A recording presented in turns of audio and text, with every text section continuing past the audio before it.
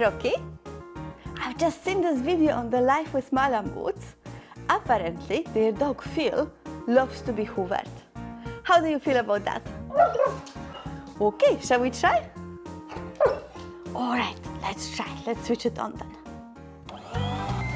We've got the same attachment as they do, a little brush, so hopefully it will work.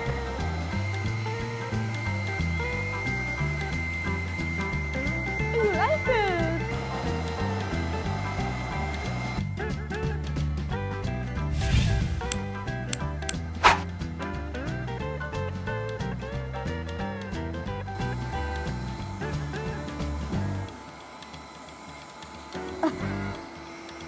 You don't like it?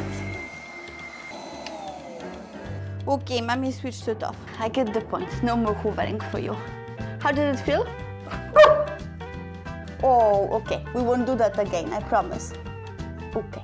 What do you want the viewers to do? Which one? And what else? Okay, thank you. Good boy.